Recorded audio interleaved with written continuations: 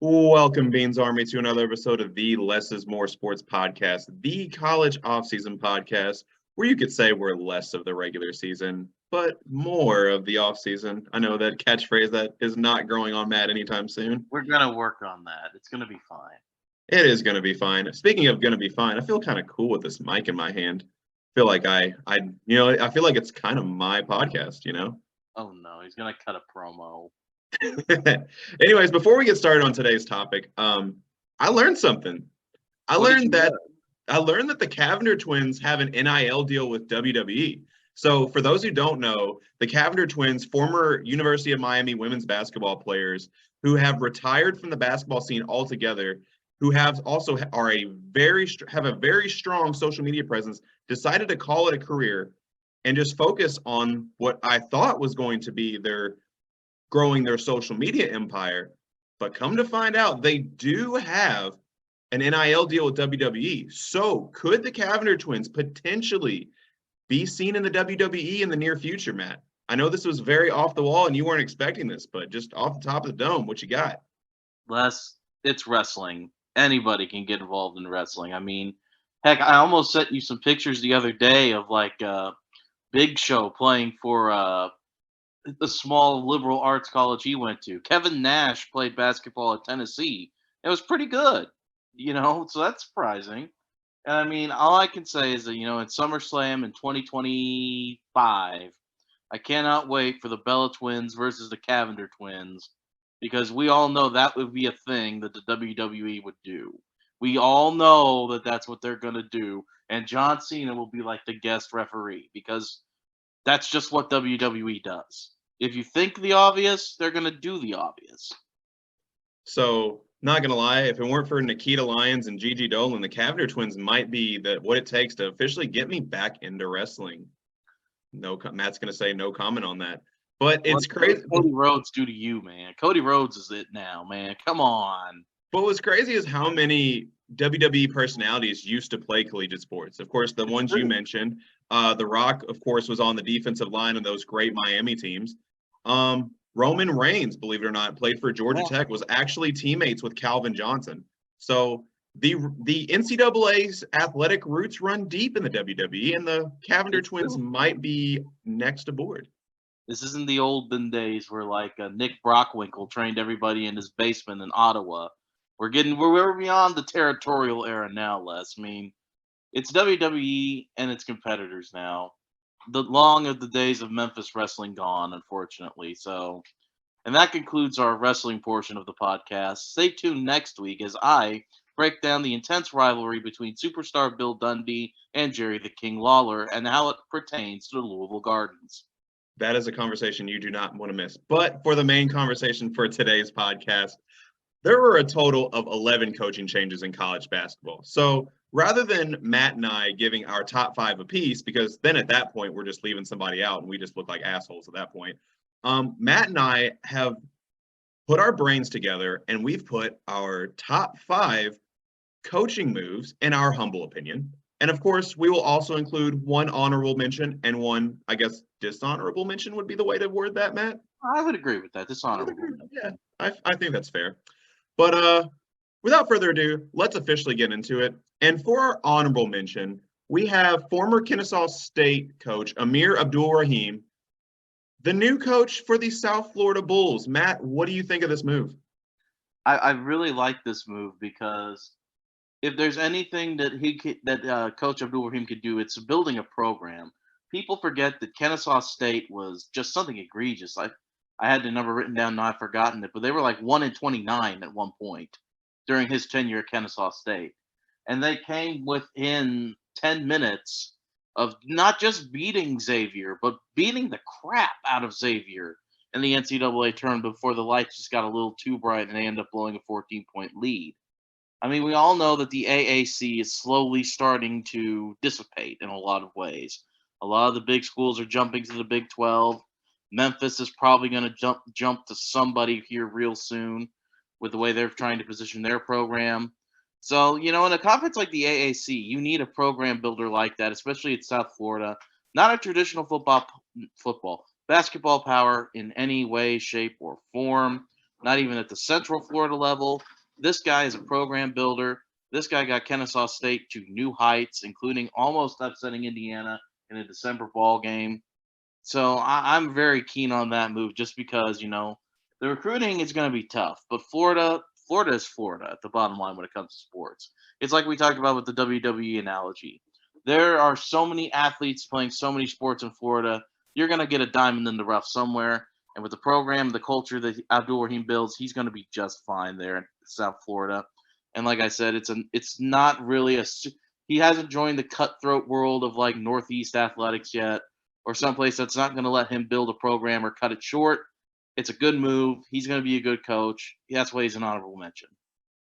So I was a little skeptical of this move at first, but because when I was taking my notes for this podcast, I saw the overall record during his first 4 years at Kennesaw State. 45 and 74 with a winning percentage of 37.8. Does not really blow you out of the water at first. But when you dive into it, take a deeper look into it, last year they were 26-9. They won the ASUN regular season and their conference tournament.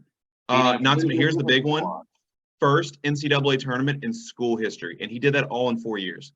Also, if you're South Florida, what do you have to lose? You have not had a winning season since the 2018-2019 season. So like Matt said, you need a program builder. And Matt, that's all I got to say. If you have anything more you want to add before we move on to our number 5. No, I'm good if you're good. I'm good. So number 5, kicking off our top 5 coaching carousel moves, Mark Masden to the California Golden Bears. Matt, what are your thoughts? I like this one too. Now, this is another move that kind of catches people off guard, but in Utah Valley, Mark Madsen was, and I have the numbers here so I can actually look them up and sound smart. We're talking about a guy who was 70 and 51, 39 and 25 in conference, finished first twice. In between, got some 8th, 7th place finishes, but even in a conference like the Western Athletic Conference, you're playing some pretty good teams.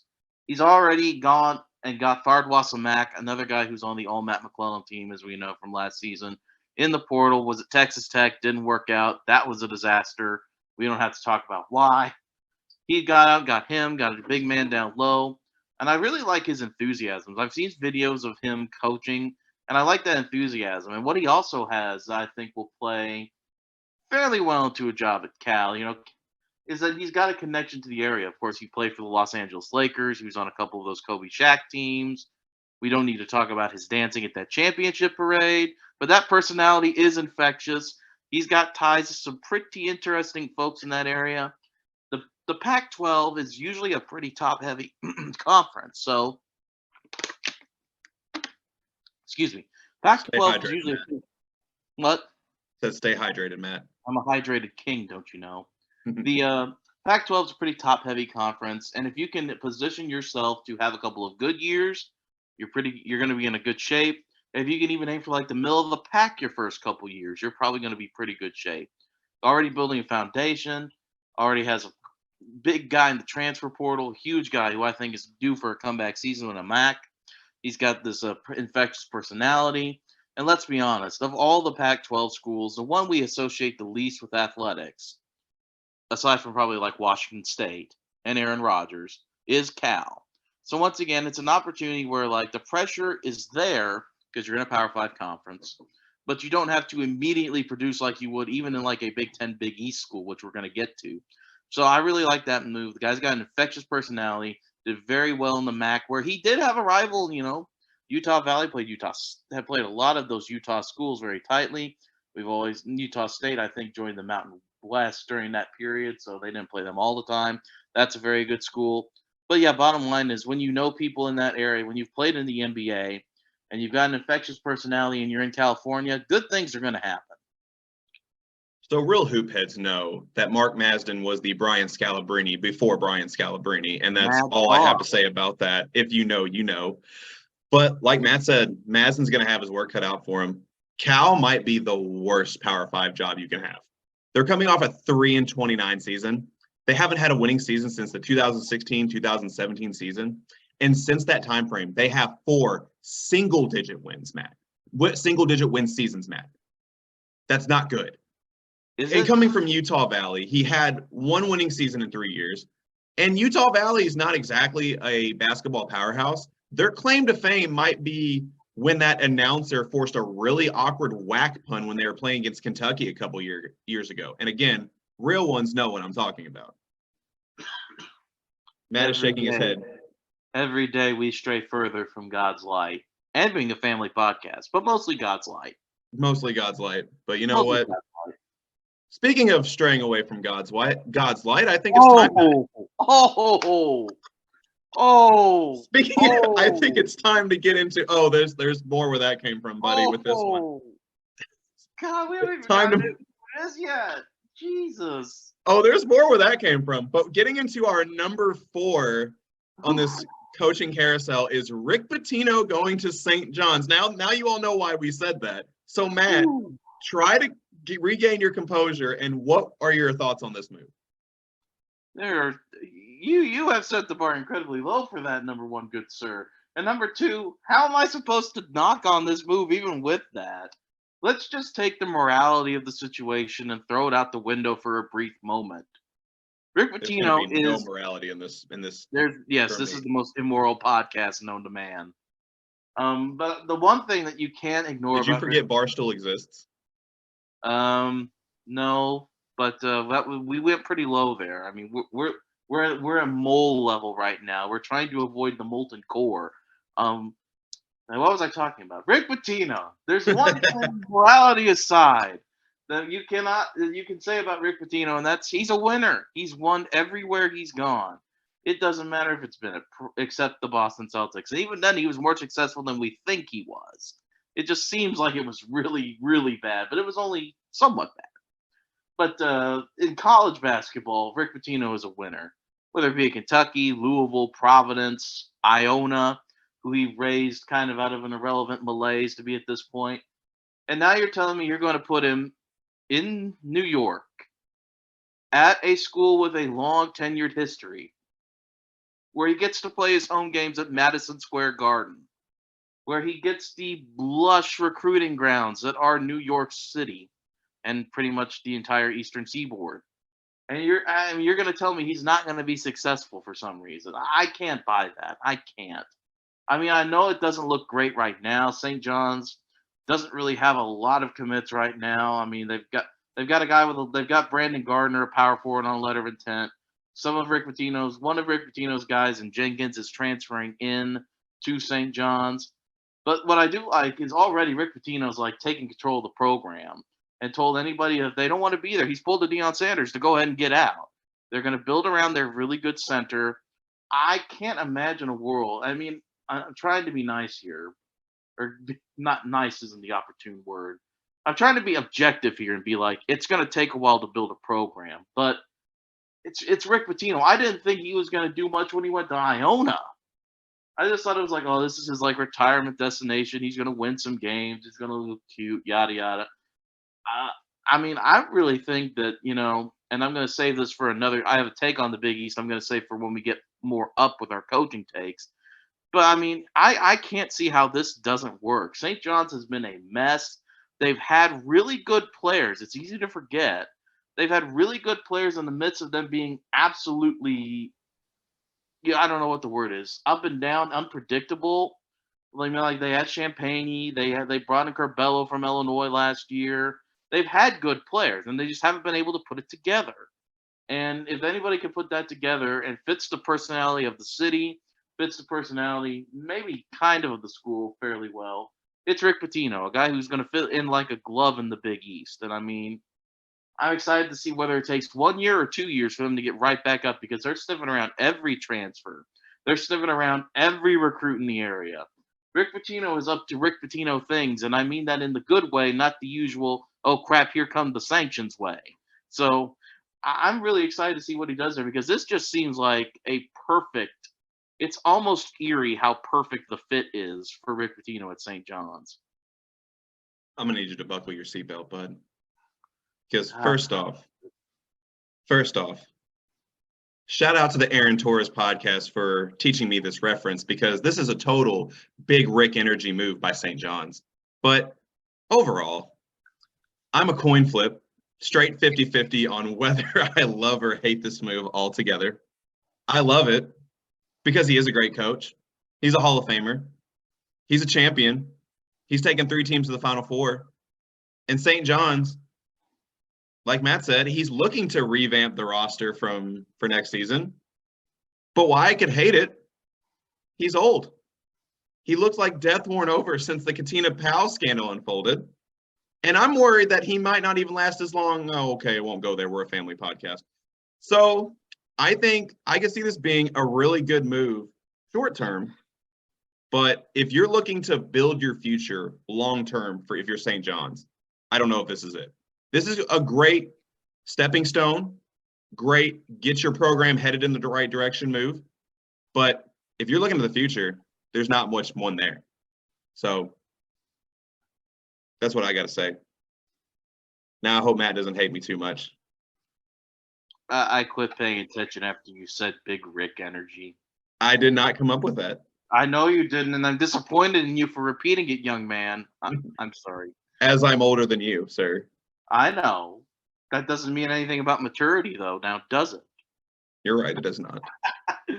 I do get that apprehension, though. I mean, let's be honest here. Rick Pitino is not exactly a young, hot coaching prospect, which is part of what makes him intriguing, is because you're getting a proven product. You're getting a guy who's taken at least 4 different schools to Final Fours. Not 4, maybe 3. 3. 3. There's something about the 4 school with Iona that was impressive. Like 4 different schools, like Elite Eights or something. Not Elite Eights.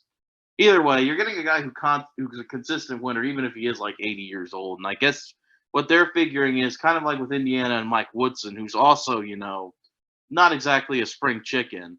It's going to be like they're there until they're done, and you just have to prepare for the eventuality and enjoy the ride while it's happening. So yeah, it's not. I don't think it's a long-term move. I think St. John's just for a basketball program that historic. I would absolutely love it if St. John's got relevant while Lou Carnesecca is still with us, because Lou Carnesecca is still alive. Mm-hmm. And that's pretty darn impressive. So I would like to see like him become like a Sister Jean figure just for one last tournament run, and then one of Rick Pitino's assistants can take over. Maybe Kenny Payne will move up there. I don't know.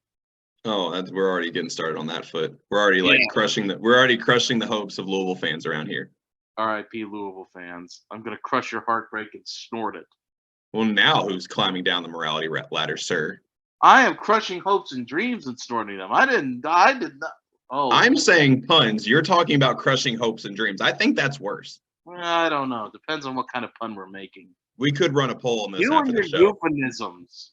We could let the fans decide this after the show. I don't know. Do we still have access to Twitter polls, or have we lost that? That's a good point. I think we have lost that because we're not famous enough yet. We don't have that blue check that apparently we have to pay for. Yeah, we're only verified as nutcases, nothing else. If LeBron James isn't paying for it, I sure as hell am not paying for it. Which, before we go on to number 3, I do want to add that this is probably the most humbling story I've ever heard, is that one of the stories from LeBron in the locker room is that he'd have his Spotify playing, and you would still hear the ads because he's not even paying for Spotify Premium. I respect that. That's I do a big too. investment. That's a big investment. Yeah, why are you paying for Spotify Premium? I think that's a waste of money. Okay, you have like one commercial and then you're right back to your playlist. You get 30 minutes of ad-free listening each time. So, I don't really see the point of paying for that. I don't. I'm not paying for it. Hey, LeBron's not paying for it. I'm sure as heck not paying for it. He can afford it. He can afford a lot more than I can. If LeBron James wouldn't buy it, neither will we. That's our motto. If LeBron wouldn't buy it, neither are we. We're going to follow LeBron to the store. See what would LeBron buy? That's going to be our new WWLB. What would LeBron buy? Forget what would Jesus do. It's more about LeBron's impact. If LeBron wouldn't eat these Wheaties, I'm not buying these Wheaties, good sir. LeBron is basketball Jesus. Let's get that straight. Oh, jeez. Now we're getting sacrilegious in addition to all of this. No, we're not. I didn't mean that in a sacrilegious way. They used to call Michael Jordan basketball Jesus, and I'm like, well, LeBron's better, so now he's the new basketball Jesus. Even though I saw the new Air movie last night, and it was really good. Good. I've been debating seeing that, but I'm glad that a movie that's not about... I'm glad we still have room in today's market for movies that aren't about superheroes or the Mario Brothers. even if I do enjoy those movies. Sometimes you just need a break. Yeah, I understand that. But before we get too far off track, let's finally move into number 3, which I don't have a lot to say for this. So Matt, take it away. Kim English going to Providence. Yeah, this one is a move where a lot of kind of a desperate. People branded it sort of as a Uh-oh. desperation move, and I didn't really understand why. Because out of nowhere, it looked like it was going to get rough for Providence there for a minute, but with Ed Cooley moving on to a team within the conference and recruiting a lot in the same area, but for a guy who I was concerned about coming in from George Mason, Kim English has just about done everything he can to put them in a great position to be really competitive next year. Number one, first and foremost, he convinced Bryce Hopkins to not only stay, but to return, but to stay at Providence, which is a big move. He was a big cog on that team last year, and part of the reason why they played Kentucky so well in the first round and even made a tournament in the first place. Then you've got they have a really good up and coming point guard in Jaden Pierre. Looked like he was going to go, maybe even entered the portal briefly, and Kim English convinced him to stay. And that's a big one because you need young stars and you need continuity. He got their 35th ranked recruit to stay. It looked like he was definitely going to be gone. He was going to join Ed Cooley at Georgetown. He's not now, so they've got Garway Duels sticking around. That's pretty darn good too. So those are 3 big impact moves he's made. And then you look at what else he's done. He's got 3 of his guys coming in from George Mason with him, including another good point guard who started his career at Tennessee, and 2 other guys coming in with him. That's pretty darn good for a guy who a lot of people called a desperation hire. And that's more important, I think, in the Big East, especially if you want to stay relevant, because that conference gets more and more intense by the day with more news we get. I think he's done everything possible right, and George Mason played a really explosive offensive scheme. So they've got Allen transferring in. They've got a lot of good guys who are coming off they've got a decently deep team now. And I mean, I think that's all you can do. I mean, it's impressive to see what he's done. So I'm very excited to see what he does there. And he's also got McKinley Wright. So it's going to be interesting to see what he does because for a move a lot of people were concerned about, I think he's done everything right, bringing in 3 transfers from George Mason, which was a pretty good team in the Atlantic 10 last year. He's got their Provident. He's got their prospect coming in. He's convinced the guys he needs to convince to stay. I think it's a good move. I think it's a good move for him.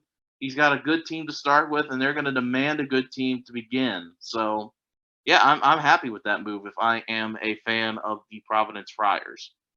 So Matt likes that move. I think it's safe to say that our very own Emperor Bean does not like that move because I don't know if you all could. Left. Not only that. Did you hear him growling? No, I wonder that was him growling. Yeah, that was him growling. I thought it was having interference with the feed, and I was worried about losing you. No, that was Bean growling. So I don't know. Maybe he doesn't like Kim English. He has a very, very random taste of players and coaches. I feel like there should be a trend, but there's not. He hates Stetson Bennett. He apparently hates Kim English now. Yes, I don't get what did Providence basketball do to Bean? What did Devontae Gaines do to Bean? I don't know. But anyways, the only thing I'm going to say is that it's really tough to replace a legend, which is ironically who we're going to talk about with our number 2 pick, and that is Ed Cooley going to Georgetown. So Matt, thoughts on this move? I mean, it's a necessary move, and it's one that I never thought they would have to make. I mean, I thought for a while that Patrick Ewing, was enough, which is why I was so hesitant when Indiana hired Mike Woodson. I thought Patrick Ewing was going to be enough to, get that done. But Georgetown, outside of that miracle run that got them into the NCAA tournament when they won the Big East tournament, has just been abysmal. I mean, there's no other way to describe it. It's just been abysmal. They've been kind of a doormat in the Big East. And bringing in Ed Cooley, a guy in the conference, so obviously knows how to win in the conference, obviously knows what he's doing there, is just one thing you've got to start. And it's already, he's already got Jaden Epps coming in. He's got Dontrez Styles coming in. He's got Brumbaugh. Les, you'll have to correct me if I'm saying this wrong. But he's got Brumbaugh coming in from Texas. he's got a pretty good group coming in already. The recruits are a little bit thin, but that's to be expected. But he's still got Marvel Allen, so I mean, it's already paying dividends. And I mean, when you've got a guy like that, you just need a culture change. What was going on under Patrick Ewing was just like it sucked the soul out of another program who, like St. John's, at one point was dominant over not just the conference, but the college basketball landscape. And I don't want to say this, right away without seeing like how the rest of the transfer portal shakes out, how the rest of the recruiting shakes out. But Les, I look at it now with the interconference stuff that's being laid down, with the fact you've got Rick Pitino coming in and he's a proven winner. We're going to be talking about maybe almost every Big East team making the NCAA tournament outside of like Butler. Poor Butler. I feel bad Poor for guys. Butler. Poor Catholic school. Poor Catholic school. That's a misnomer. But my point being that the Big East is absolutely loaded with like good coaches and great talent now. And I wouldn't be surprised if we see a world where like almost all of them, like I said, outside of Butler, and I'm trying to think, Butler and DePaul are Isn't like DePaul a Catholic school too? DePaul's in the they are. They're in the the Big East too. That's why I mentioned them. Mm-hmm. Butler and DePaul are probably like the only teams that don't make it in that conference, and that's mighty darn impressive because I'm already liking what Ed Cooley's doing. I mean, the guy's taken Providence, who really hasn't had many stars, really hasn't had, we know where Providence is, but they've never been like the sexy program of the Big East. They've never been the team everyone roots for, the plucky underdog, or the supreme power. It's just been Ed Cooley coaching up guys, coaching up a lot of great guards, whether it be Marshawn Brooks, whether it be Al Durham, coaching a lot of really good guys to play some pretty good offense. So I'm excited to see how he translates that to Georgetown, where he's going to have a lot of NIL money, a lot banking on historical power, and a lot banking on just knowing how the Big East Conference works, which is how you play the game in like today's world with NIL and recruiting like that. So, like I said, he's already got 3 really good guards coming in. They've got a recruit in Marvell, and I mean they're going to be. They're not, and like I said, it's hesitant to say like, oh yeah, they're going to be really good this year. But I mean, it's possible that they could get off to a pretty good start because of the guys they brought in. And like I said, they're not done yet. They're not done. And to add on to your point, they're apparently now in the front running for bringing in Hunter Dickinson, which that would be absolutely huge if they were able to land him. Not saying they are, but yes. In every sense of the word, because he's a big guy. But anyways, but like you, I was shocked that he even left Providence in the first place. You want to hear that he's an absolute legend for the Friars. He's the second winningest coach in program history, and you want to talk about the rickiest of Rick energies. That's a program that also featured Hall of Famers Rick Pitino and Rick Barnes coaching for them, and he also has the most NCAA tournament appearances in Providence history. And again, I was surprised because that's his home school, that's his alma mater. And as we approach 10 minutes to go, yeah. It goes to show Georgetown must have made him an offer all the way around that he absolutely could not refuse, if I'm going to quote the Godfather right now. But anyways, that's all I have to say for that. With 10 minutes to go, we're going to get into our controversial coaching hire, which, as I think it goes without saying, it is definitely Chris Beard going to Ole Miss. So, Matt, you want to sum this up real quick? I mean, I don't want to really get into the deep, dark, depressing part of this, but I mean, it's a solid move for Ole Miss. They've had controversial players and coaches before, and it's worked out okay. I mean, obviously something is going right because he's already got Brandon Murray out of the transfer portal, who ironically left Georgetown, who we've already discussed. So I mean, it's just one of those low risk, high reward moves from like a basketball standpoint. From a PR standpoint, it's a head scratcher. From a basketball standpoint, it's one of those low risk, high reward moves.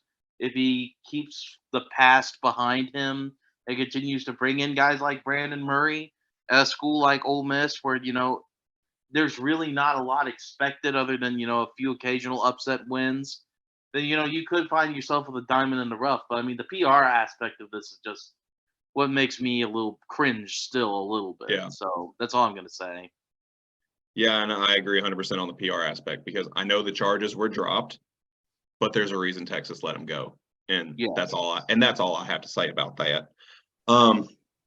Anyways, but I think it's time to get to a more positive aspect of the show, and we are finally getting to our number one coaching carousel move. Drum roll, please, my good friend Matt. Uh, can you hear me? I can hear you, but that was the slowest drum roll I've ever heard in my life. But anyways, that's okay. We'll work with it. I'm trying to keep the laptop from falling off the table. But anyways, did you think it was going to be anyone other than the fact that Rodney Terry officially became the full-time head coach at Texas University, at the University of Texas? I almost butchered my own favorite school's team. That's crazy. Who are they? The University of Texas Longhorns. Rodney Terry has officially become the full-time head coach, and it was a move that needed to happen, and here is why. For the first time in the podcast, I am going to be leading this one for obvious reasons. And as Matt and I talked about several times, this was a move that needed to happen. He stepped into a tough position and led Texas to their first Elite Eight appearance in 15 years. But that's not all.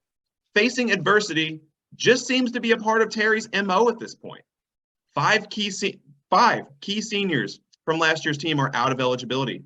And if that wasn't a big enough loss, since Terry took the job, Arterio Morris and Rowan Bromba entered the portal.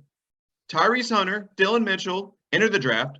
They still could come back, but, and of course, recruit AJ Johnson decommits and is going to play pro ball in Australia. Yep. Which, I mean, I can't really blame him. They offered him $750K a year. I'd probably do it too. I would. But there is a flip side. Obviously, the season doesn't start tomorrow. And because if it did, he probably wouldn't even have a roster to work with. Yep. But in my opinion, the best recruit in this class, Ron Holland, is still coming in. And Texas is expected to make a splash in the transfer portal. They have been linked to names like former Rice point guard Quincy Olivari. And here's the big one. The all-Matt McClellan team. The all-Matt McClellan All-American Max Admis is linked to the Longhorns. Yes, that is how. And Matt will be a bandwagon Longhorns fan if Max Admis does indeed sign with the Longhorns. I'm calling it now. I did not agree to that. Well, you will. He's a 3-time All-Matt McClellan All-American. Mid-court Max, or, unless he signs with Texas, my personal favorite nickname for him, Tyrese Proctor's son. But in all seriousness, things look tough right now.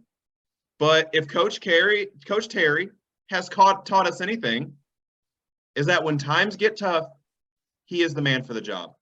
And that's all I have to say about that. If yes, man, because we talked about that. Because we talked about doing that offseason. I would just like to thank Giancarlo Esposito for the defining role of his career as the undercover guy coaching the Texas Longhorns. I mean, seriously, he looks like Giancarlo Esposito. You've got freaking Gus Fring or Moff Gideon or whatever character you want to compare him to coaching the Texas Longhorns, and it's beautiful. I love it.